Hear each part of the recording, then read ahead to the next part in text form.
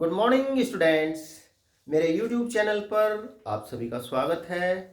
मैं हूं अशोक कुमार और आज की इस वीडियो में हम 3 इम्पोर्टेंट टॉपिक के बारे में पढ़ेंगे। प्रतिरोधी एंटीसेप्टिक्स क्या होते हैं, विसंक्रामी डिसइंफेक्टेंट्स क्या होते हैं और प्रतिजनन अक्षमता औषध एंटी फर्टिलिटी ड्रग्स क्या होती हैं। तो ये 3 टॉपिक्स आज की वीडियो में हम पढ़ेंगे।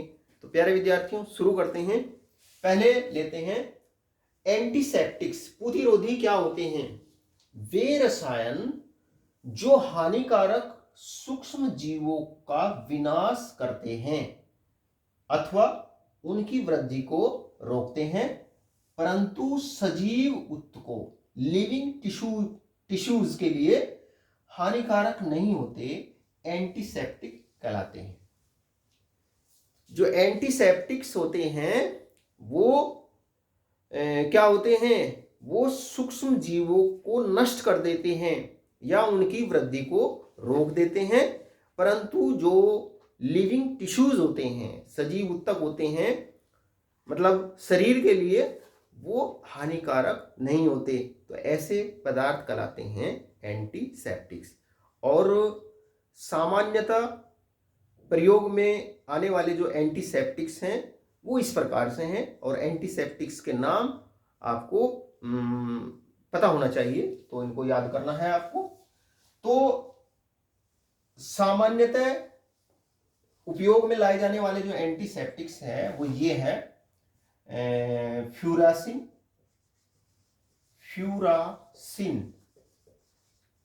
सोफ्रामाइसिन। देखो ये मलहम होती है। फ्यूरासिन और सोफ्रामाइसिन ये मलहम होती है। इनका उपयोग चोट, घाव, अल्सर व रोगग्रस्त त्वचा की सतह पर किया जाता है। त्वचा की सतह पर, स्किन के ऊपर इन एंटीसेप्टिक्स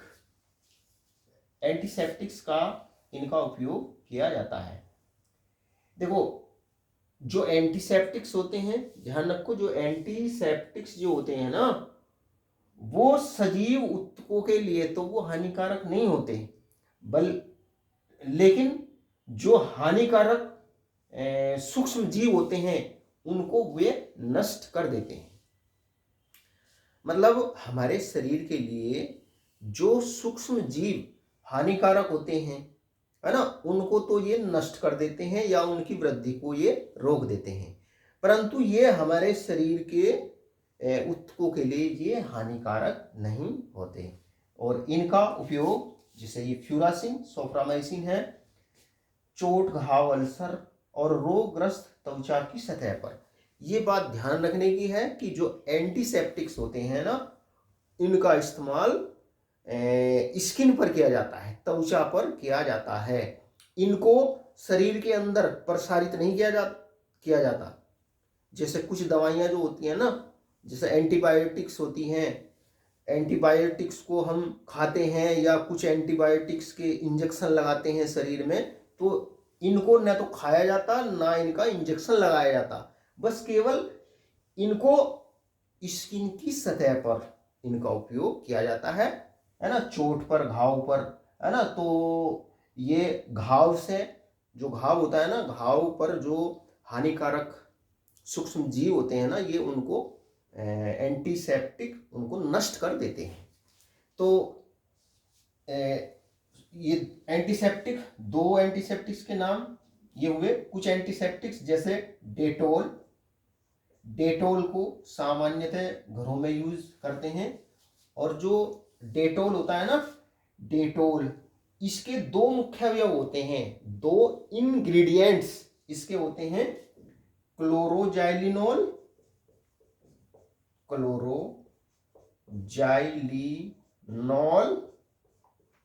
व टर्पिनियोल, जो डेटोल होता है ये क्लोरोजैलिनोल व टर्पिनियोल का मिश्रण होता है। और कई बार एग्जाम में पूछा जाता है कि डेटोल में कौन कौन से अवयव होते हैं, किन किन चीजों से बना होता है। क्लोरोजैलिनोल व टर्पिनियोल से बना होता है। और ये एंटीसेप्टिक के रूप में इस्तेमाल किया जाता है, घाव को साफ करने में इसका उपयोग किया जाता है। और जो क्लोरोजैलिनोल होता है ना, इसका जो संरचना सूत्र होता है वो ये होता है, ये बेंजीन रिंग है ना, और यहां पर इसमें ऊपर OH जुड़ा हुआ है, और यहां पर इसमें Cl, यहां पर CH3, ये CH3। तो ये तो है क्लोरोजैलिनोल।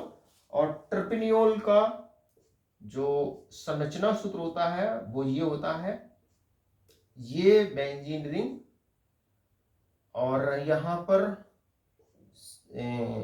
ये एक डबल बॉन्ड होता है, इसमें बेंजीन रिंग नहीं होती, ये एक डबल बॉन्ड होता है। यहां पर ऊपर CH3 और ये C, यहां पर CH3 CH3 यहां पर नीचे लगा हुआ है, और ये OH। तो ये है टर्पिनियोल।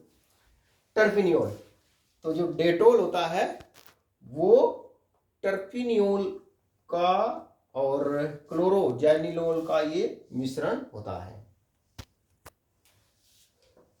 कुछ एंटीसेप्टिक्स और देखते हैं, जैसे बाईथायोनॉल।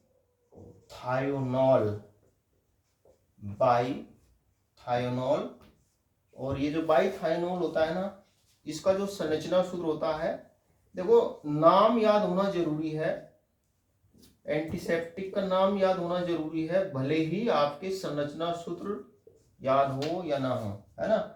ये बेंजीन रिंग है, 2 बेंजीन रिंग सल्फर से जुड़ी हुई है, यहां पर Cl, यहां पर Cl, और ऐसे ही इस रिंग में भी यहां भी Cl, यहां भी Cl, और यहां पर OH, यहां पर OH। तो ये है बाईथायोनॉल। बाईथायोनॉल का उपयोग साबुन में एंटीसेप्टिक गुण प्रदान करने के लिए किया जाता है। तो एक एंटीसेप्टिक ये हुआ। इसके अलावा बोरिक अम्ल का तनु विलयन आंखों के लिए वीक एंटीसेप्टिक का कार्य करता है।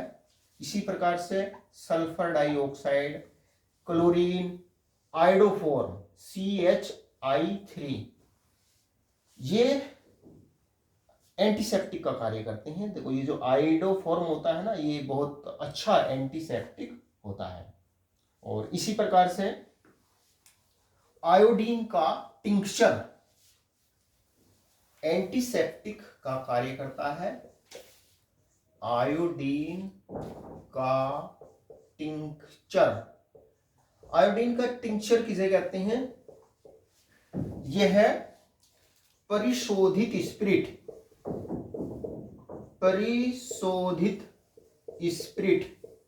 रेक्टिफाइड स्पिरिट में आयोडीन का 2 से 3% विलयन होता है। 2 से 3% विलयन होता है। आयोडीन का टिंक्चर किसे कहते हैं? परिशोधित स्पिरिट में आयोडीन का 2 से 3% विलयन को ही कहते हैं टिंक्चर ऑफ आयोडीन, और ये एंटीसेप्टिक का कार्य करता है। तो प्यारे विद्यार्थियों, मैंने आपको एंटीसेप्टिक्स क्या होते हैं, प्रतिरोधी, और कुछ एंटीसेप्टिक्स के नाम आपको मैंने बताए। तो कुछ एंटीसेप्टिक्स के नाम आपको पता होना चाहिए, और ये कहते किसको हैं आपको ये पता होना चाहिए। अब नेक्स्ट अगला हेडिंग डालिए। अगला हेडिंग है विसंक्रामी। अच्छा, ये जो एंटीसेप्टिक वर्ड है ना, ये जो एंटीसेप्टिक एंटीसेप्टिक वर्ड जो है, प्रतिरोधी को कहते हैं एंटीसेप्टिक। ये दो लैटिन भाषा के दो शब्दों से मिलकर बना हुआ है, एंटी और सेप्टिक्स। इसका जो शाब्दिक अर्थ होता है वो होता है दूसरे के प्रति शोधन, दूसरे के प्रति शोधन। तो प्यारे विद्यार्थियों, ये तो बात हुई एंटीसेप्टिक्स की। अब नेक्स्ट आपका टॉपिक लेते हैं विसंक्रामी। विसंक्रामी डिसइंफेक्टेंट्स। विसंक्रामी डिसइंफेक्टेंट्स क्या होते हैं? डिसइंफेक्टेंट्स वे रासायनिक यौगिक जो सूक्ष्म जीवों को नष्ट कर देते हैं तथा साथ साथ सजीव ऊतकों के लिए भी हानिकारक होते हैं, कहलाते हैं विसंक्रामी। देखो, जो एंटीसेप्टिक्स होते हैं, प्रतिरोधी जो होते हैं, वो भी सूक्ष्म जीवों को नष्ट करते हैं और ये भी सूक्ष्म जीवों को नष्ट करते हैं, परंतु जो एंटीसेप्टिक्स होते हैं ना, वो सजीव ऊतकों के लिए हानिकारक नहीं होते, लेकिन ये सजीव ऊतकों के लिए भी हानिकारक होते हैं। विसंक्रामी डिसइंफेक्टेंट्स वे रासायनिक पदार्थ होते हैं जो सूक्ष्म जीवों को नष्ट कर देते हैं, सूक्ष्म जीवों को नष्ट कर देते हैं तथा साथ साथ ही वो सजीव ऊतकों के लिए भी हानिकारक होते हैं, ऊतकों के लिए भी हानिकारक होते हैं। ऐसे रासायनिक पदार्थ कहलाते हैं विसंक्रामी डिसइंफेक्टेंट्स। देखो, जो प्रतिरोधी होते हैं, एंटीसेप्टिक जो होते हैं, वो सूक्ष्म जीवों को वो भी नष्ट करते हैं, लेकिन वो सजीव ऊतकों के लिए हानिकारक नहीं होते। लेकिन जो ये विसंक्रामी होते हैं ना, डिसइंफेक्टेंट्स, ये सूक्ष्म जीवों के को तो नष्ट करते ही हैं, साथ साथ में ये सजीव ऊतकों के लिए भी हानिकारक होते हैं। तो ऐसे पदार्थ कहलाते हैं विसंक्रामी, जैसे फिनोल। और जो विसंक्रामी होते हैं, इनका उपयोग निर्जीव वस्तुओं के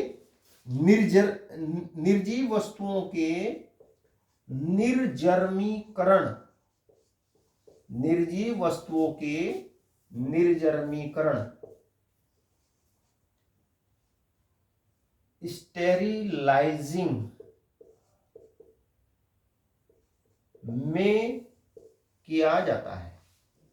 निर्जीव वस्तुओं के डिसइंफेक्टेंट्स का उपयोग कहाँ किया जाता है? जो निर्जीव वस्तुएं होती है ना, उनके निर्जर्मीकरण में, उनको जर्म से मुक्त, कीटाणुओं से मुक्त करने में इनका उपयोग किया जाता है।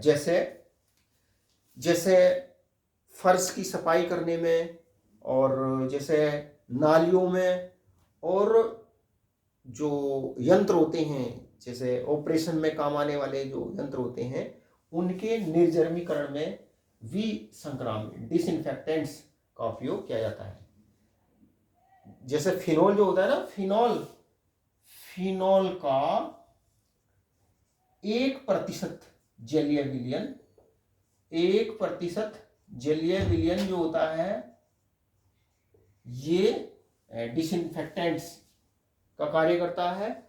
और इसका 0.2% विलयन जो होता है, वो प्रतिरोधी एंटीसेप्टिक का कार्य करता है। तो एक ही पदार्थ सांद्रता के आधार पर, एक ही पदार्थ वो एंटीसेप्टिक का भी कार्य कर सकता है, वो डिसइंफेक्टेंट का कार्य भी कर सकता है। तो ये तो बात हुई एंटीसेप्टिक्स क्या होते हैं, डिसइंफेक्टेंट्स क्या होते हैं। और ये बात ध्यान रखो, जो डिसइंफेक्टेंट्स होते हैं, इनका उपयोग शरीर के ऊपर नहीं किया जाता। इनका उपयोग केवल जो निर्जीव वस्तुएं होती है ना, जैसे नालियों की सफाई करने में, फर्श की सफाई करने में, और जो यंत्र होते हैं ऑपरेशन में काम आने वाले यंत्र जो होते हैं, उनके निर्जमीकरण में डिसइंफेक्टेंट्स का उपयोग किया जाता है। और तो शरीर के ऊपर इनका उपयोग नहीं किया जाता, लेकिन जो एंटीसेप्टिक जो होते हैं ना, उनका उपयोग शरीर की केवल सतह के ऊपर किया जाता है, स्किन के ऊपर उनका प्रयोग किया जाता है। इनको शरीर के अंदर प्रसारित नहीं किया जाता। तो ये बात हुई एंटीसेप्टिक और डिसइंफेक्टेंट्स के बारे में। अब नेक्स्ट अगला हेडिंग, प्रतिजनन क्षमता औषध, एंटी फर्टिलिटी ड्रग्स किसे कहते हैं, क्या होती है? वे रासायनिक पदार्थ जिनका उपयोग महिलाओं के गर्भधारण को रोकने के लिए किया जाता है, अर्थात जन्म नियंत्रण के लिए किया जाता है। प्रतिजनन औषध, या इसको कहते हैं जन्म नियंत्रक औषध कहलाती है। क्या होती हैं? एंटी फर्टिलिटी ड्रग्स वे रासायनिक पदार्थ होते हैं जिनका उपयोग महिलाओं में गर्भधारण को रोकने के लिए किया जाता है, अर्थात बर्थ कंट्रोल के लिए किया जाता है। ऐसे रासायनिक पदार्थ कहलाते हैं एंटी फर्टिलिटी ड्रग्स। और बहुत सारी जो गर्भ निरोधक गोलियां होती है वो बाजार में उपलब्ध है। जो गर्भ निरोधक गोलियां होती है, गर्भ निरोधक गोलियों में आवश्यक रूप से संश्लेषित सिंथेटिक एस्ट्रोजन व प्रोजेस्टेरोन व्युत्पन्नों का मिश्रण होता है। जो एस्ट्रोजन और प्रोजेस्टेरोन यौगिक हैं, ये हार्मोन्स होते हैं। तो जो गर्भ निरोधक गोलियां होती है ना, उनमें आवश्यक रूप से सिंथेटिक संश्लेषित एस्ट्रोजन व प्रोजेस्टेरोन व्युत्पन्नों का मिश्रण होता है। जो सिंथेटिक एस्ट्रोजन व प्रोजेस्टेरोन व्युत्पन्न होते हैं ना, वो प्राकृतिक एस्ट्रोजन व प्रोजेस्टेरोन से वो ज्यादा प्रभावी होते हैं। तो जो गर्भ निरोधक गोलियां होती है ना, उनमें आवश्यक रूप से क्या होता है? सिंथेटिक एस्ट्रोजन व प्रोजेस्टेरोन व्युत्पन्न होते हैं। नोरएथिंड्रोन सिंथेटिक प्रोजेस्टेरोन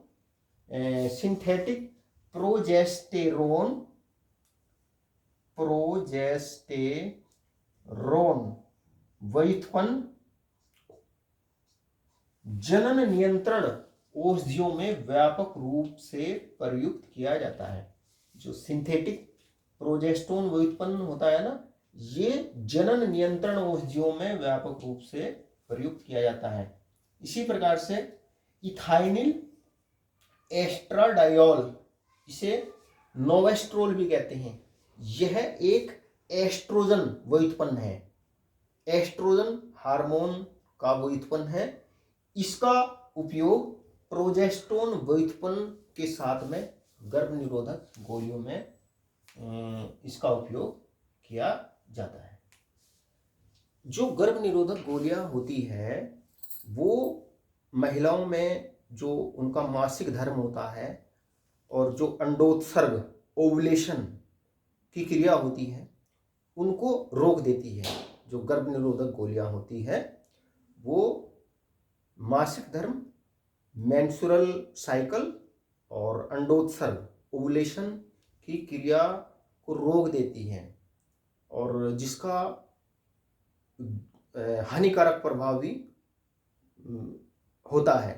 जो गर्भ निरोधक गोलियां होती है, इनका बहुत बॉडी के ऊपर बहुत दुष्प्रभाव होता है। तो इसलिए बिना चिकित्सीय सलाह के, बिना डॉक्टर की सलाह के इन गोलियों का जो सेवन होता है वो हानिकारक होता है।